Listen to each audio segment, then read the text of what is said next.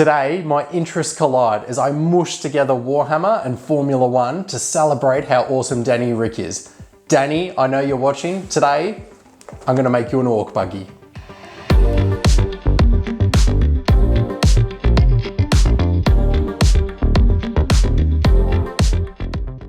Successful, handsome, and hilarious company to be around. These are no doubt qualities of mine that have drawn you to my channel. Orks in space. It sounds really dumb when you say it out loud, so just bear with me. They've given these orks a buggy that I think looks like a Formula 1 car. And I also reckon it'd be kind of cool if we painted it like a McLaren. And it's probably too late to change ideas now, so I don't need your input, I just need you to bear with me. Daniel, a short snapshot of your F1 racing career in case some people intrude and they also watch the video. HRT to Toro Rosso to Red Bull to Renault to McLaren. At the time of recording, 8 race wins, but notably, dropping the C-bomb on F1's Drive to Survive. I'm waiting to see what your racing career holds for you next, but remember, it's going to be short. We said this video is about me. Here's what you need to know about the orks in space. Apparently they're mushrooms, they talk like drunken Brits, and they enjoy the finer things, like punching stuff, collecting teeth, and driving really fast. Now I'm ready to build the model, but I'm not gonna lie to you, Dan, this is where they get you. You look at that box and you think, let's crack that bad boy open and play with some toys. But when you do, you open it up and it's just grey plastic. There's no glamour in that. So I rely on an 80s style montage to power through it.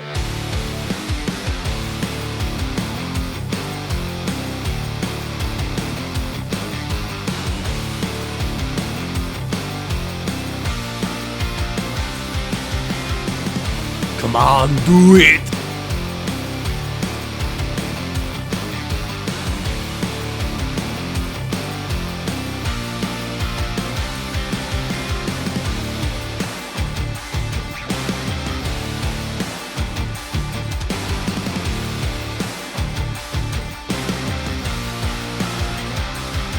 Come on.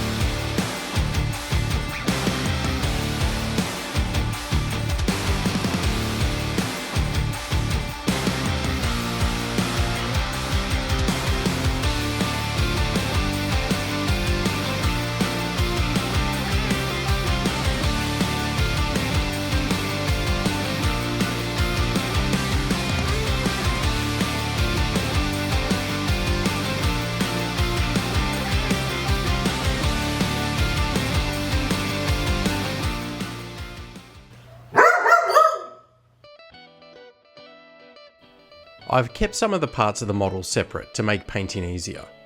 Trying to get in under the wing, around the tyres, or reaching into the driver will just make the process frustrating.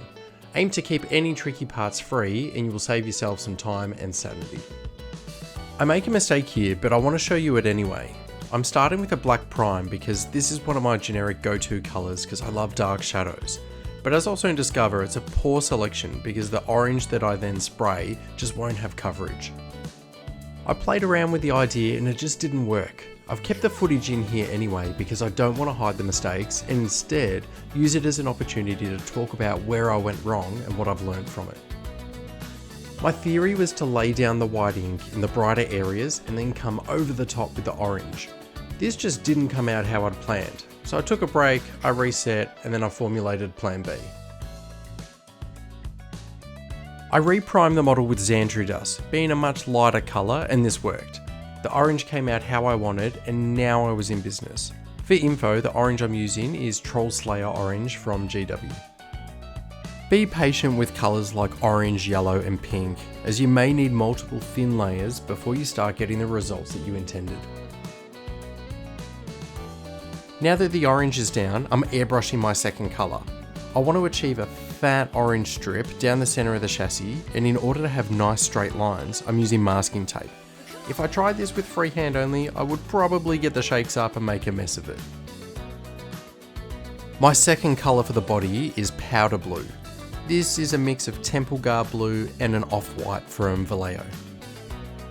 A few coats down, and by now the motorsport enthusiasts in here will have probably tweaked as to what livery I'm going for. Gulf was a motorsport oil company with success in the late 60s to mid 70s in endurance racing. you may recognise some of the iconic Golf liveries from this era.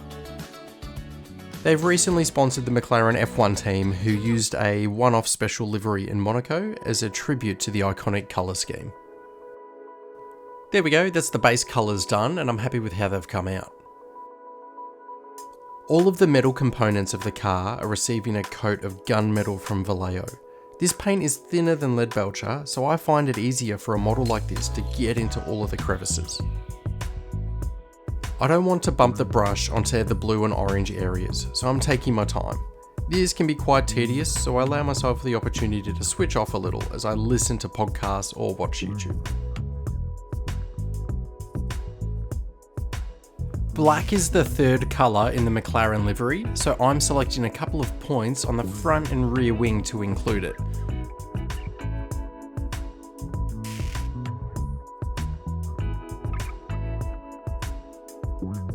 For the panel lines on the chassis, I'm using black with a thin brush. Using straight black will leave you a more cartoony look on the model, which is what I want here. However, if you're after a more realistic look, I recommend using a different colour variant of what you're painting. If you can mix the base colour in as well, then this will tie them together nicely. So for the orange, I would instead mix the Troll Slayer with some brown and use that for the recess areas.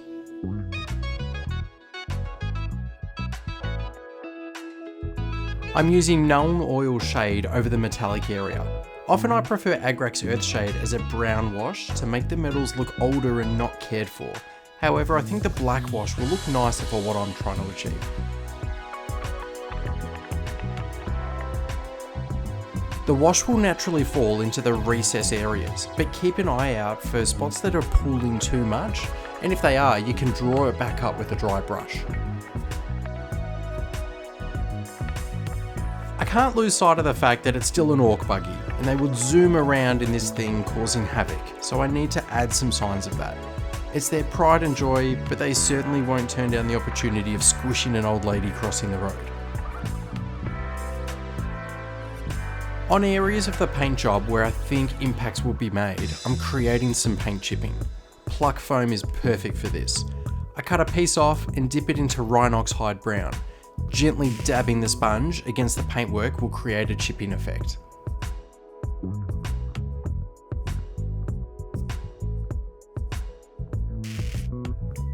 Generally, I will airbrush a changing colour gradient onto vehicles to add depth and shadows. However, this time I'm aiming to keep it simple but effective. I'll paint some recess shadows and panel lines, and then some brighter edge highlights, and then I want to see how that looks.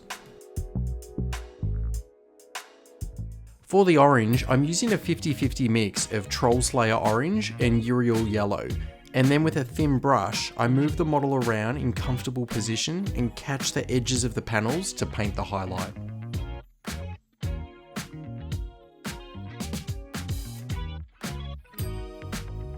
I'm doing the same with the blue panels. If you're about to paint, but you're reaching in at a funny angle or you aren't comfortable, then take the time to reset and find a better position. Spend the extra time to get comfortable and you'll reduce the chances of making a mistake.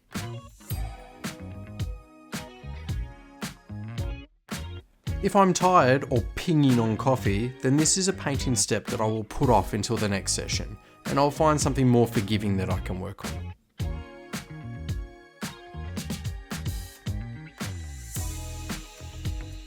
To create a 3D appearance to the chips, I'm painting the underside of these sections with the same highlight colour from earlier.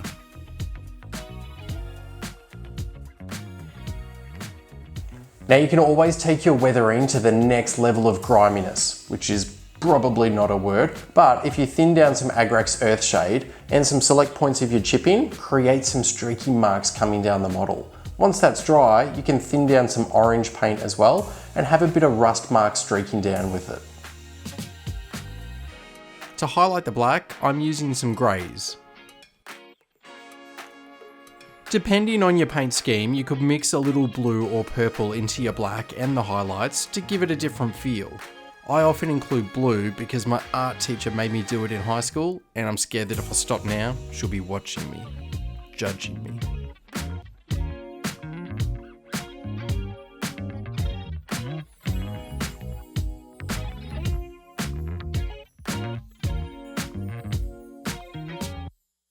I don't mind painting the rivets in a metallic, provided there aren't like 10,000 of them on the car. I once painted a Baneblade tank. Ouch. Never again, call the cops, I don't care. One of my goals is that in each video, I want to push myself outside of my comfort zone and try something that I would normally avoid. Previously, I've had a go at non-metallic metal, however this time I'm going to explore another fear, which is freehand painting. Speaking of trying something new, I never used to comment on YouTube videos. It always felt so weird to me. My challenge for you today is to think of a comment to leave below for me to help the channel grow. It can be something that you're enjoying about the videos or something that you'd like to see next time around. Or maybe hit me with a little something about F1 to feed into my other hobby. When you start a new technique, there's nothing wrong with searching online for a tutorial and following it step for step. This is what I do with anything new in the painting world. At some point though, take a deep breath and commit brush to model. I know I'll look back in a few years and chuckle at the attempt that I've made here, but I'll be happy with how it turns out, and I'm not going to nail it without practicing a whole bunch first. I'm actually pretty happy with this. I've transformed the golf logo into the new and improved Ork Goth logo. Hey. For context, Mr. Ricardo, Goths are an Ork clan in the Warhammer universe, so that's quite a witty play on words right there. Moving on. To add rust patches, I'm going to use a quick and easy method with Dirty Down Rust. I prepare the liquid by dipping the bottle into a cup of hot water for a minute. I find that when the liquid is warmer, it will dry with a more vibrant orange. I want nice loud rust to match the vibe. I use an old brush and paint this into areas where I think the water would pool when it rains. In and around the engine, in the corners of the metal seats, and if in doubt, anywhere that you think will look cool. Decals now. Lucky number 3 slapped on the chassis, which I will later discover becomes hidden by one of the weapons, and then 8 notches on the rear wing. 1 for each top step of the podium shoey, with space there for as many more as you care to indulge me with.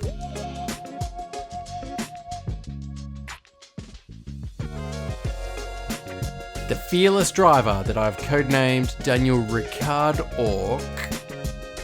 He doesn't have a head yet. Don't worry about that, I'll think of something, but first I'm going to paint the body. The race suit colours will match the livery, so I'm using all of the same oranges and blues from before. Our character is an orc, so it's not up for discussion, the skin needs to be green. I have a handful of different ways I paint skin depending on what mood I'm in or what sort of orc it is. I think here a paler green will match the powder blue, so that's my approach for today.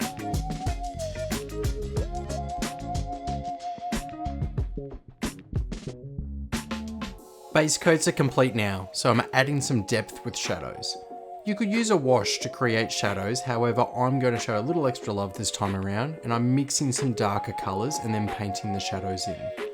The first is Skarsnik green on its own, and then I come back with a mix 50-50 of Skarsnik and Warboss green for the darker areas.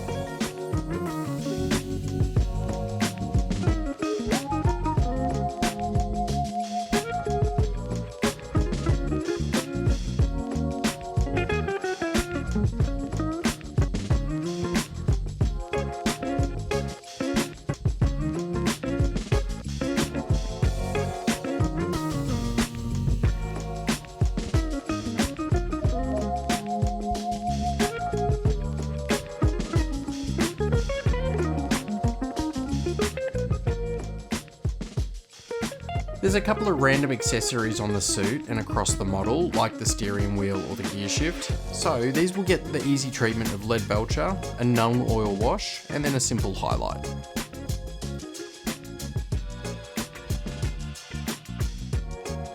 Here's an opportunity to add a little more character to the model.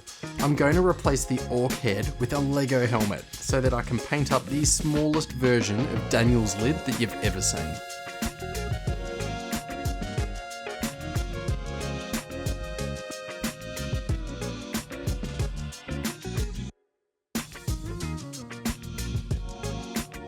To make the visor look reflective and shiny, I'm using the same theory as my non-metallic metal, where I'm painting a contrast blend all the way from black to off-white in vertical strips, and then calming back in and wet blending each colour to create a smoother transition.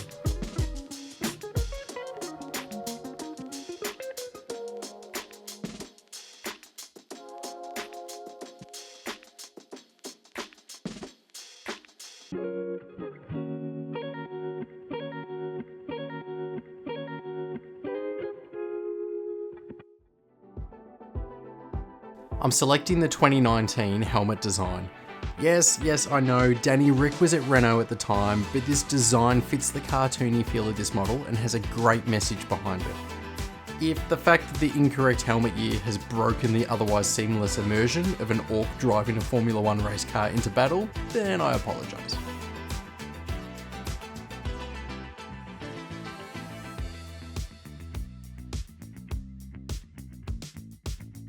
And if you approve of the helmet idea, give me a like. And if you don't approve, give me a subscribe.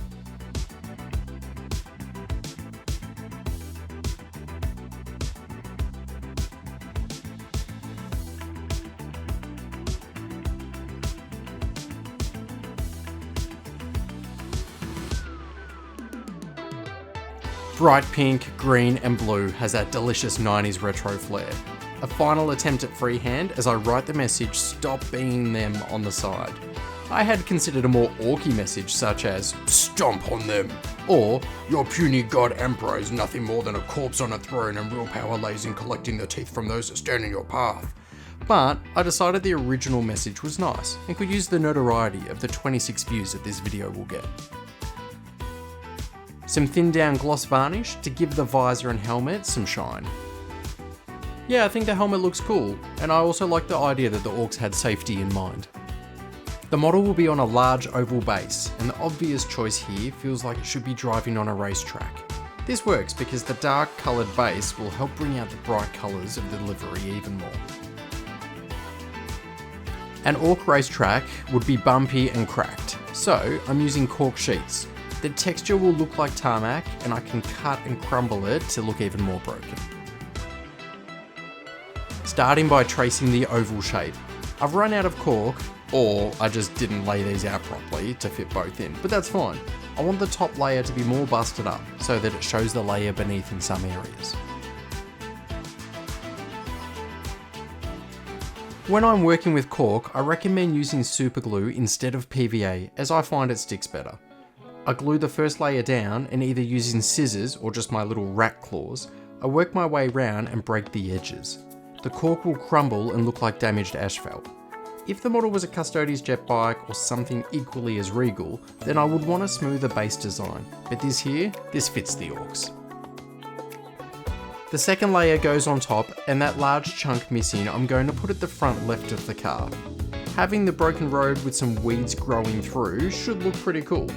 I pick another spot to dig a small pothole, just to remove any unwanted fillings. In these areas, I'm adding some fine sand just to act as rubble and give a little more texture to the base. I've watered down PVA glue and I paint this across the whole base. I'm doing this to create a seal, otherwise when I try to prime the base, the cork will drink up the paint and I'll end up using 3 times as much as I need to. Left to dry overnight and then primed black.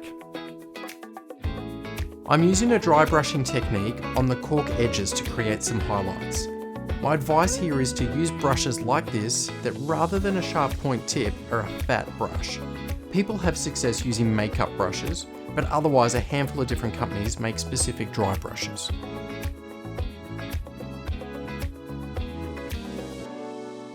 I recommend having a damp brush and not dragging the paint across paper towel first, as I find that method leaves a chalky effect on the model.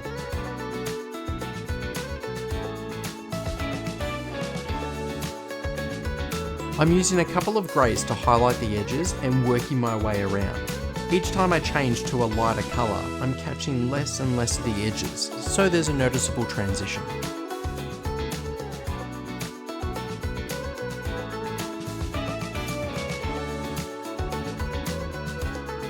From memory, the paints I use are Eschen Grey, Standard Mechanicus Grey, and then maybe an off-white, and I mix them as I go. But to be honest, you can just do this with black and white and just mix your greys.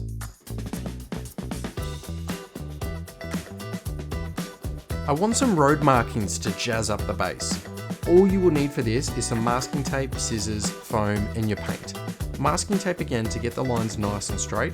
The painted lines will be worn away as well, so that's why I'm using the foam. I'm just dabbing the paint in.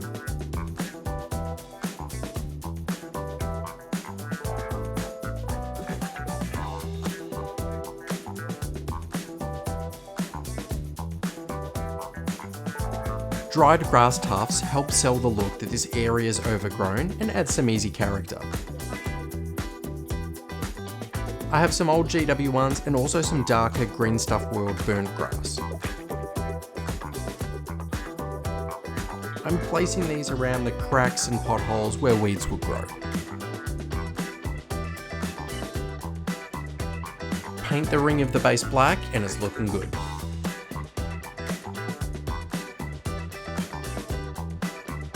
Not completed yet though, I want to create one final effect, and that's the glow of the Shokk Jump engine and the shock rifle.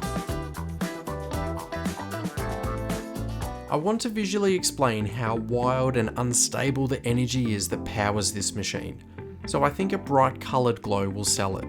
I haven't glued the model in place on the base, so I can also spray the light glowing onto the roadway, as well as tie the base to the model and sell the glowing effect as the light casts downwards. I'm using white Liquitex acrylic ink through the airbrush to start the glow in the areas that I like. A couple of coats where it will be the brightest and a light off cast into the areas where the glow will be dissipating. I want the energy weapon to be powered by the same force, so this is glowing hot as well.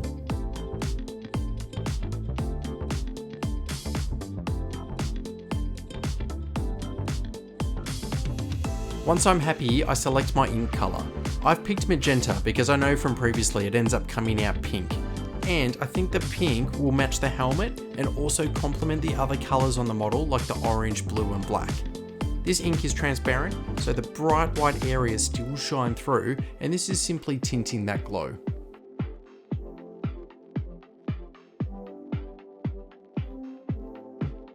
I come back in at the end with a brush and paint in some more white ink into the brightest and hottest areas.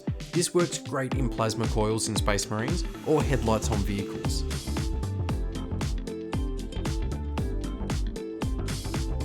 What do you think? I love this technique and I learnt it from watching the Source painting on YouTube.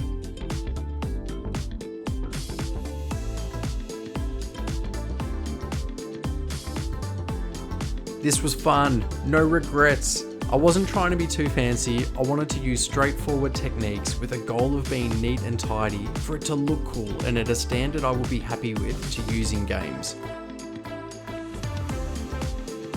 I think from a couple of feet away, this would look pretty funny and interesting on the tabletop.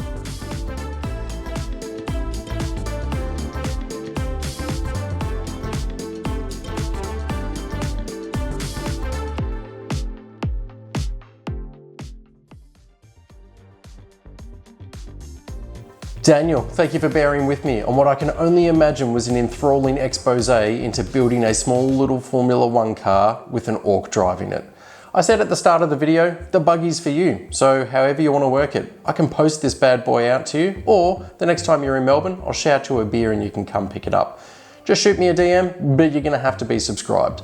To everyone else, if you made it this far through the video, again, thank you so much for helping the channel grow. I look forward to seeing you on the next one.